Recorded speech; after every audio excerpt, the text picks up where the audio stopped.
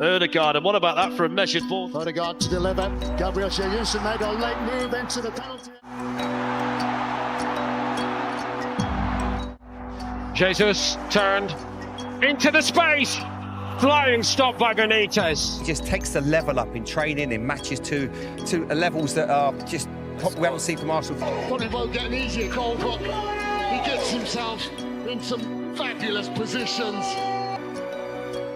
Imagine being a striker like Gyökeres, who will batter you for 90 minutes. A left-sided player in Eze, who drifts into the midfield chaos, capable of a stunning through ball or a solo run. And a right-sided player in Madueke, who simply torches the fullback with pace and directness. It is an impossible puzzle. For 3 years, the team that played perfect football, only to finish second. The experts said they were predictable. The fans were left asking a single, agonizing question: what does Arsenal need to finally win? The answer is chaos. The terrifying truth starts now.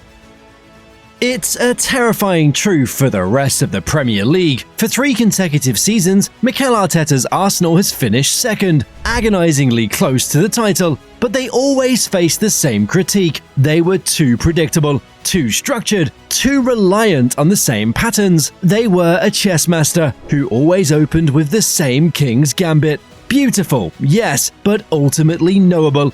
Well, my friends, stop asking, because the Arsenal of 2026 is here. And it's not just going the distance, it's tearing up the map and starting a terrifying new benchmark for the Premier League.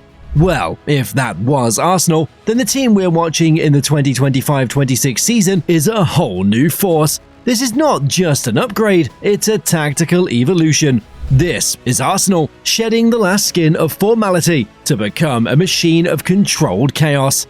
8 Premier League games in, and they sit top. They have the league's best defensive record, conceding just 3 goals in 8 games. But the real headline, the true gut-punching change, is the attack. The attack that was retooled, rebuilt, and now finally unleashed. This isn't just about winning, this is about an evolution. This is about hard stats that prove quite simply the new Arsenal attack is terrifying.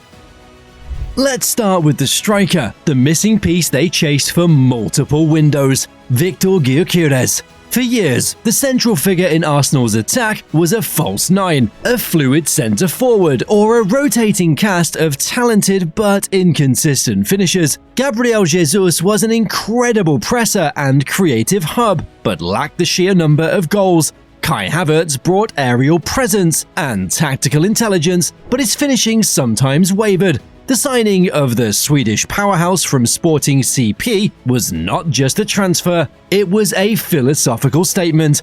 Arteta was injecting raw, direct goal-scoring ability and physicality into a team that desperately needed a focal point. Here's the Gyökeres impact by numbers in early 2025-26. He's a top goal scorer. Immediately, he's one of the club's leading scorers, with 3 Premier League goals in the opening matches. In regards to his shot volume, he's taken the most shots at 23 of them, and recorded the most shots on target at 7 in the opening 10 matches of the campaign. He's the clear volume shooter the team required. He's also a difference maker. He ranks highest in the club for expected goals at 3.0, proving he's consistently in the most dangerous positions. And in regards to his press, his impact isn't just with the ball. He leads the team in high pressures applied, showing that the physical disruption starts from the front. Arteta's system has always revolved around high pressing, dynamic wingers and an attacking 8. What they lacked was a focal point to occupy both centre-backs, a player who could take the direct route. Gyökeres provides this. He is physically imposing, a monster in the box. His willingness to receive the ball with his back to goal, hold off a defender, and then lay it off for a runner like Eze or Martinelli is transforming the build-up. Furthermore, his physicality, often highlighted in his high volume of duels, proves a crucial hold-up play element.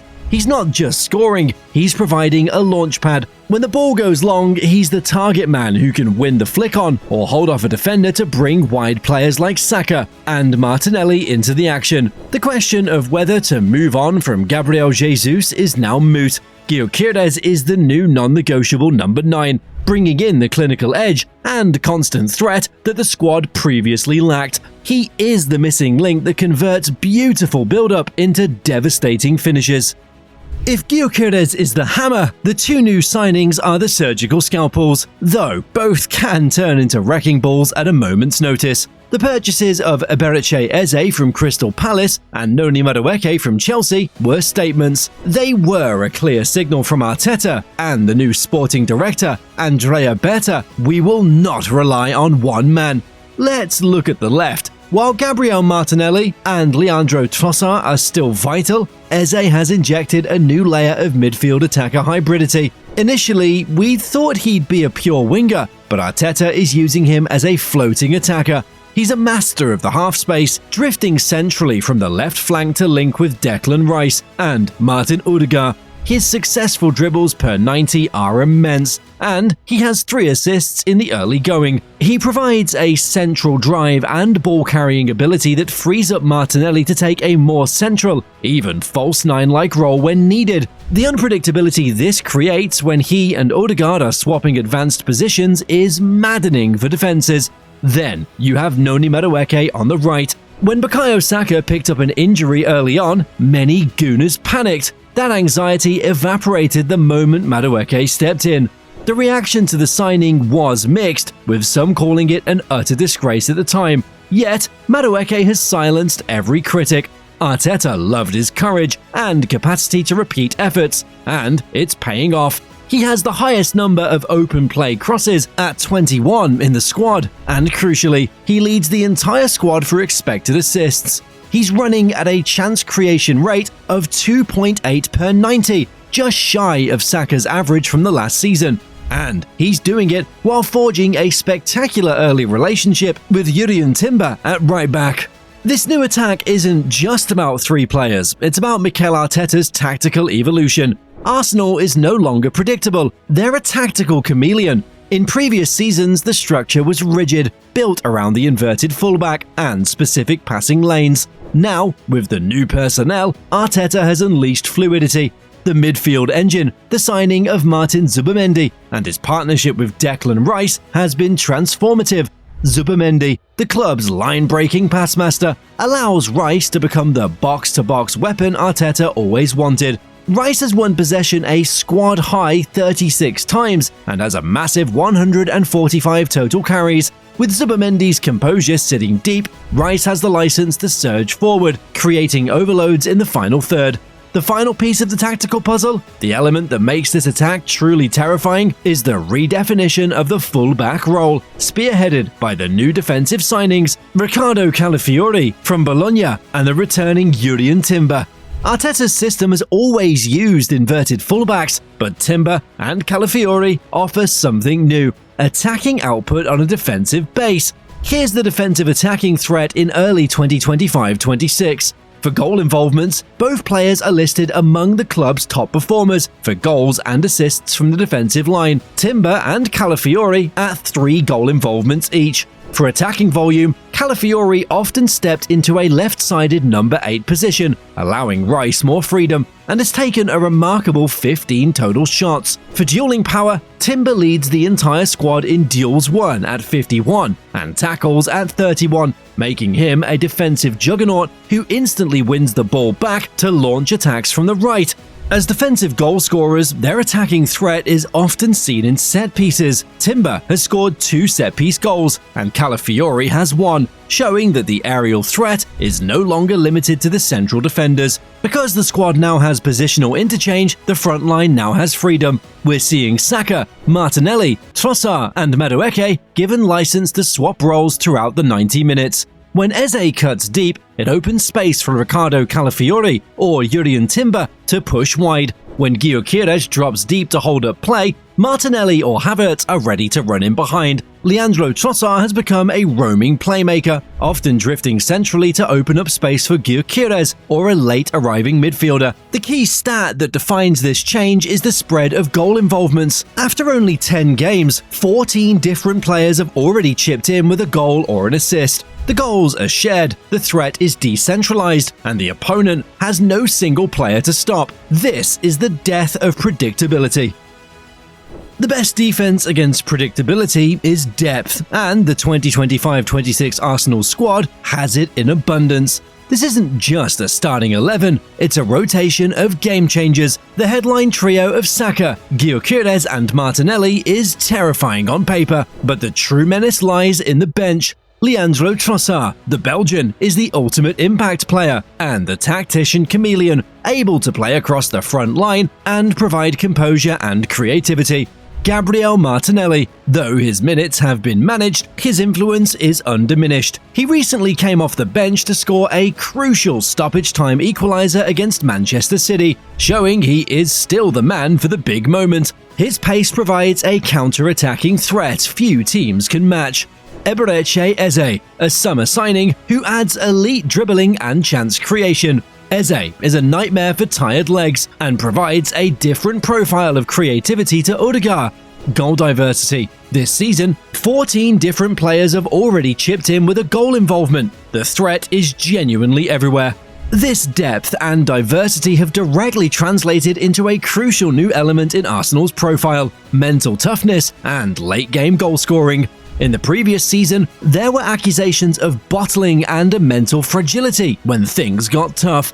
The early 2025-26 season has already provided compelling evidence that this has been eradicated. Just look at the gritty results. The Newcastle turnaround. Against Newcastle at St James Park, after going down 1-0, Arsenal showed remarkable resolve. Substitutions brought a fresh impetus, and they refused to settle for a draw. It was a 96th minute winner from Gabriel Magalhaes that secured a dramatic 2-1 victory.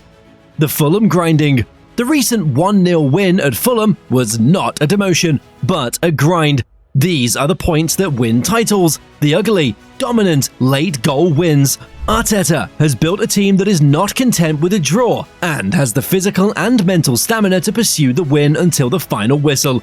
The late-game winners and equalizers are not luck. They are the tangible result of superior fitness, greater depth, and a relentless mentality that was hardened over 3 years of near misses.